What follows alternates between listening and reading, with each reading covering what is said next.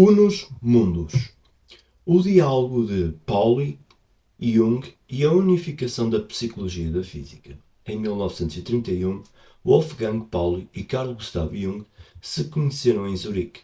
Pauli foi um dos grandes pioneiros da mecânica quântica e Jung estava apenas fundando a psicologia analítica. Ambos ficaram muito impressionados com a pesquisa um do outro e um diálogo de longa data e bem documentado sobre a relação entre psique e matéria foi desenvolvido. Físicos e psicólogos olham para suas diferentes áreas de pesquisa. À medida que se aprofundam, percebem que estão apenas olhando para diferentes aspectos do mesmo mundo. Freud e Jung. Sigmund Freud é considerado o descobridor do inconsciente. Para ele, esta era uma área da alma humana em que o conteúdo suprimido da consciência se acumula e, em certas circunstâncias, causa doenças mentais. Via de regra, o que é reprimido tem a ver com problemas sexuais. O objetivo da psicanálise de Freud era tornar esse conteúdo reprimido acessível novamente à consciência e, assim, eliminar a causa do transtorno mental. Carl Gustav Jung esteve em estreito contato com Freud e se envolveu no movimento da psicanálise freudiana. Com o tempo, porém, ele foi muito mais longe do que Freud quando se tratava do inconsciente. Ele viu o mundo real no inconsciente, no qual os conteúdos conscientes surgiram como a ponta de um iceberg. Freud atribuiu a cada alma humana individual o seu próprio inconsciente. Jung o viu coletivamente, um mundo inconsciente comum a todas as pessoas, a partir do qual se desenvolve a consciência do indivíduo. Arquétipos e o inconsciente coletivo. Segundo Jung, os arquétipos são essenciais para se tornar consciente. São estruturas de ordem que não são conscientes em si, mas se expressam por meio do seu efeito sobre a consciência e, portanto, também podem ser pesquisadas. Os arquétipos geralmente aparecem em forma pictórica em sonhos, mitos, contos de fadas, lendas, rituais ou em psicoterapia. As imagens podem emergir do reservatório coletivo da humanidade para a consciência de um indivíduo sem que ele tenha sabido previamente sobre elas ou aprendido algo sobre elas. Sua estrutura básica é a mesma em todas as culturas conhecidas do mundo. Arquétipos são estruturas de ordem através das quais o conteúdo holístico do mundo se torna consciente. Eles fazem um arranjo mental e físico. Uma figura típica no inconsciente é a sombra. Simboliza a experiência e o confronto com as deficiências pessoais e muitas vezes é projetada em outros seres humanos. Você vê deficiências nos outros, não tanto em si mesmo. A anima simboliza o confronto da alma masculina com a feminina e o ânimos, o confronto da alma feminina com o masculino. Todas as manifestações de amor são afetadas, desde o amor pela sabedoria até a sexualidade. A anima aparece como a imagem ideal da deusa, como mãe, como sereia ou companheira de vida. O velho sábio ou a grande mãe simboliza lidar com a própria personalidade e reconhecer as próprias habilidades. Seu objetivo é encontrar o seu próprio centro. Seu perigo está no excesso de confiança e na inflação intelectual, isto é, no fato de que algumas ideias racionais ou irracionais dominam toda a consciência. O eu representa o último estágio psíquico do desenvolvimento humano, a criação da totalidade psíquica, a harmonia. O caminho consiste em níveis de individuação que são acompanhados por certos símbolos, mandalas ou círculos mágicos. A percepção do evento arquetípico. Em um lindo dia de verão, caminhava pelo campus. O que me chama a atenção são as meninas em seus vestidos de verão curtos e decotados. É bastante óbvio que a anima em mim está extraindo. Na verdade, acho isso estúpido. não quero observar ou mesmo julgar as pessoas com base em sua aparência externa. Eu realmente não me vejo assim. A imagem que tenho de mim é bem diferente. Esse auto-arquétipo estabelece um contraponto à ânima, que cria dinamismo. O que mais está acontecendo no meu inconsciente enquanto olho para as garotas de vestidos de verão? Eu posso não querer saber exatamente. Eu não deixo isso penetrar minha consciência. Mas então eu vejo um homem se virando para olhar para uma das garotas. Acho isso impossível, me incomoda muito. Mas talvez seja a minha própria sombra que estou encontrando. O que não posso ou não quero aceitar em mim, noto ainda mais nos outros. E isso me incomoda muito. Sem essa afinidade arquetípica, eu provavelmente não teria notado o homem. Pauli. Wolfgang Pauli é um dos grandes pioneiros da física moderna. Assim como Jung pertence à segunda geração de pesquisadores do inconsciente, Pauli pode ser atribuído à segunda geração de físicos quânticos. Pauli introduziu o spin dos elétrons e postulou o neutrino. O chamado princípio de exclusão de Pauli explica porque os elétrons formam camadas atômicas complexas e não assumem simplesmente o estado energeticamente mais baixo. As reações químicas resultam da estrutura das camadas atômicas. Pauli recebeu o Prémio Nobel em 1945 por esta descoberta. À esquerda, os elétrons preenchem os estados possíveis no átomo de dentro para fora. Nem todos ocupam um estado fundamental como à direita, como seria óbvio de um ponto de vista puramente energético. Pauli descobriu que a razão para isso é que os elétrons não podem ser distinguidos pelo observador. Isso leva ao chamado princípio de exclusão de Pauli. Entre outras coisas, ele também formulou o teorema CPT, segundo o qual os processos físicos elementares funcionam exatamente da mesma forma quando as cargas elétricas, o tempo e a reflexão espacial são invertidos ao mesmo tempo. CPT significa carga, paridade e tempo. Paralelamente, Pauli sentiu-se interiormente impelido para uma física que incluísse os sentimentos e a experiência do sentido e que unisse os contrastes entre espírito e natureza. Ele sofria com o fato de que a ciência natural moderna visa apenas dominar a natureza e não tem nada a dizer sobre a orientação do homem no cosmos e que reforça a divisão da realidade em espírito e matéria. Acima de tudo, por meio do seu contacto com Jung, Pauli tratou intensamente desses aspectos da física. Existem algumas histórias sobre isso. The Piano Lesson é muito conhecido. A aula de piano. Em uma imaginação ativa, Pauli se sentiu transportado para uma dimensão além do espaço e do tempo. Nesse estado, ele reconheceu a relação entre uma visão holística e abrangente e a física convencional. Em sua mente, o único mundo da criação era simbolizado por uma mulher chinesa tocando piano.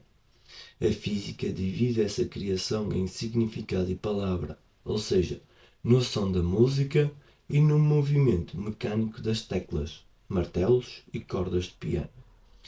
Os chineses explicaram a Pauli que, em física, a única coisa que resta de tocar piano é o que a coincidência matemática permite. Unos mundos. A partir do contacto entre Jung e Pauli, os dois reconheceram que física e psicologia são ciências completamente diferentes apenas à primeira vista.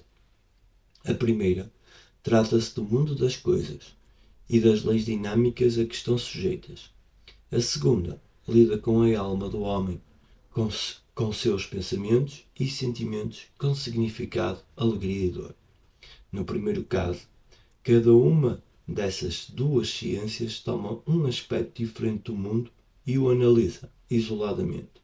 Mas, se você se aprofundar, o que você encontra se torna cada vez mais semelhante. você perde de vista o objeto real. Na física, passa-se de considerar forças concretas sobre corpos para equações diferenciais que resultam das propriedades do todo.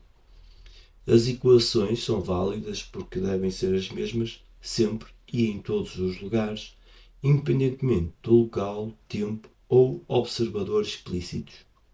Na psicoterapia, o ambiente desempenha um papel cada vez mais importante, assim como a história do paciente. Basicamente, toda a sociedade afeta o paciente. Seus sofrimentos só podem ser compreendidos dentro dessa estrutura. O observador ou terapeuta deve ser incluído na consideração. Na física quântica e na psiquiatria, estes têm um efeito significativo sobre o que é observado. Sem esta inclusão, não são possíveis mais declarações. Fenómenos especiais acabam sendo consequência de efeitos arquetípicos. O mundo único aparece por trás dos fenómenos. Desta forma, as diferenças e a separação entre o mundo interior e exterior dissolvem-se lentamente. Ambos acabam por ser aspectos diferentes de uma mesma coisa. Eles são baseados em estruturas de ordem, símbolos, números, espaço e tempo são muito fundamentais. Há também imagens e ideias, por exemplo, sobre a luz ou sobre a alma. Une os mundos. Um mundo único torna-se consciente para nós humanos através de estruturas de ordem. As estruturas diferentes causam experiências diferentes. Espaço, tempo, causalidade levam a uma experiência objetiva do mundo físico. Anima, sombras, levam a uma experiência mental do mundo. Como ambas as formas têm uma base comum, ocorrem fenómenos síncronos. Sincronicidade. Como consequência direta dessa unidade do mundo interior e exterior, Jung e Pauli consideram a sincronicidade, ou seja, a simultaneidade significativa dos fenómenos mentais e físicos. Um exemplo trivial. Estou pensando em um amigo e logo depois o telefone toca e ele quer falar comigo. Muitos já experimentaram algo semelhante. O contacto está no ar e ele se manifesta em sincronia com a minha experiência interior e realidade física. Jung cita um exemplo um pouco mais complexo de sua experiência prática. Um paciente resiste a qualquer abordagem terapêutica com racionalismo exagerado. Certa vez, ela conta um sonho em que um amuleto egípcio em forma de escravelho desempenha um papel importante. Nesse momento, um besouro voa alto contra a vidraça. Com raciocínio rápido, Jung pega este besouro e o segura na frente dela e explica: aqui está o seu escravelho. E se rompe a barreira racional da mulher e ela se torna acessível às medidas terapêuticas. Em seus esforços para recuperar o paciente e o besouro, Jung viu uma conexão acausal, um arranjo acausal de processos mentais e físicos que serviam ao processo de cura. Quando movimento conscientemente meu braço, sinto a vontade psíquica interna de fazê-lo e o braço físico se move. Ninguém sabe como isso funciona. É uma coincidência acausal de um processo mental e físico de acordo com a sincronicidade de Jung e Pauli. Quando falo, por exemplo, quando dou uma palestra, há pensamentos e ideias na minha cabeça. Minha laringe vibra as cordas vocais. Meus braços se movem. Meu olhar vagueia entre os ouvintes. Os tímpanos do ouvinte reagem. Seus olhos seguem o meu ponteiro laser. Seus pensamentos seguem meus pensamentos. Tudo isso combina a vasta experiência interna e externa dos envolvidos. Tudo acontece de forma síncrona. É um. A separação do mundo interior e exterior e do indivíduo é possível, mas não é dada desde o início. David Bohm fala sobre holomovimento. Individualização. No decorrer de sua vida, o homem lentamente recorre a si mesmo e a sua relação com o mundo. Sua personalidade se desenvolve e se desdobra. Isso é o que Jung vê como o trabalho da vida de cada ser humano. O ímpeto para isso vem de atração entre o ego arquetípico e o self. Muitas vezes são necessárias transformações fundamentais e dolorosas da consciência. As crises são superadas pela liberação das garras causadoras de doenças do inconsciente. A consciência alterada é voltada para a totalidade. Os estágios junguianos de individuação. Jung observou que a consciência das pessoas mudou e continua a mudar ao longo de séculos ou milénios. E ele descreveu o desenvolvimento em várias etapas. O estágio 1 é a experiência da unidade, como provavelmente os povos primitivos ou recém-nascidos a têm. É um ser acrítico, inconsciente, sem autoconsciência. O estágio 2 vem através da discórdia. Através da divisão, chegamos a uma experiência de mundo dual. Há uma distinção entre o bem e o mal, o verdadeiro e o falso, o corpo e a psique, o calor e o frio, o perpetrador e a vítima e muito mais. Os sociólogos datam a entrada do bebê nesse estágio no momento em que a criança se diferencia da mãe e a reconhece como uma pessoa independente. No estágio 3, o homem encontra o seu caminho de volta à unidade e ele reconhece as raízes comuns das partes duais. Bom e mau são considerados como possibilidades de avaliação moral, quente e frio, como aspectos de temperatura, tese e antitese tornam-se a síntese. Um juiz substitui o promotor e o advogado de defesa. O 3 é o símbolo do espírito. A tensão entre pares de opostos empurra para um processo para um terceiro. A partir disso, o perdido emerge novamente como uma união dos pares de opostos. Nos contos de fadas, o personagem principal geralmente encontra 3 situações semelhantes em sua busca.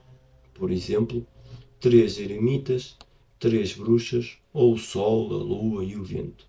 A ação decisiva ocorre então no quarto local. A Trindade se expressa assim como uma unidade perceptível.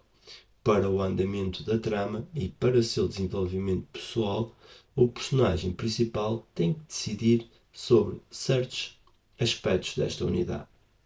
O quarto estágio requer o afastamento do infinitamente concebível e o retorno às secções finitas da realidade.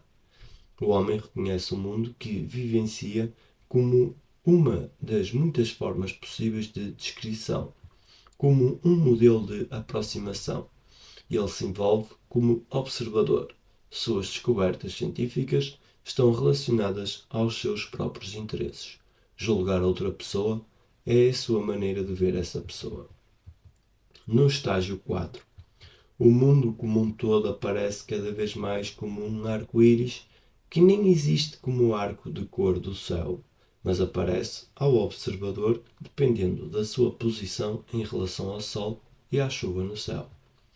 Em estágios posteriores de desenvolvimento, a experiência de significado e a antecipação de um nível inconsciente de realidade desempenham um papel. O homem experimenta como o mundo se manifesta em sua consciência, fora do inconsciente, que permanece obscuro e oculto. Oculto na manifestação acausal está o significado que se torna importante como parte da existência humana. De acordo com Jung, o homem experimenta-se originalmente em unidade com o mundo. Uma experiência do mundo dual ocorre por distinção ou dicotomia. Individual ou polarizado pode ser reconhecido na Trindade como parte de um todo. Na experiência quaternária, fica claro que a consciência representa o mundo em aspectos parciais que têm a ver essencialmente com o próprio ser humano. O próximo passo é experimentar como os aspectos parciais se manifestam na consciência a partir de uma realidade conscientemente incompreensível. Estágios de desenvolvimento em física. Os estágios de desenvolvimento da consciência também se expressam no desenvolvimento da física.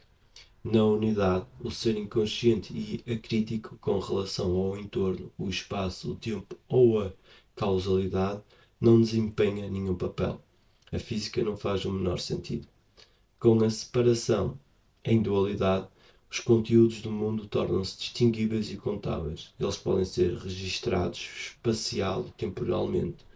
Tornar-se consciente requer uma regularidade estrita que foi formulada nas leis de Pitágoras, Euclides ou Arquimedes.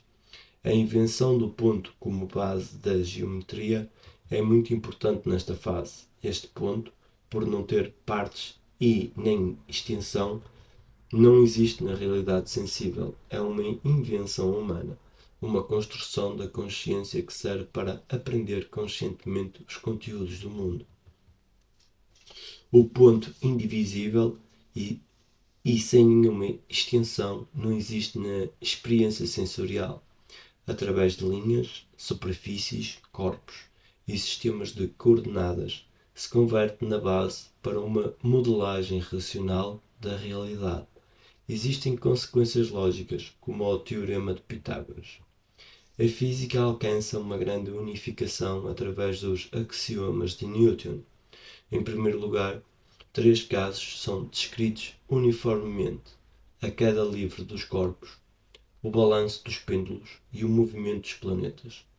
Todo o corpo persiste em seu estado de movimento enquanto não houver razão para mudá-lo.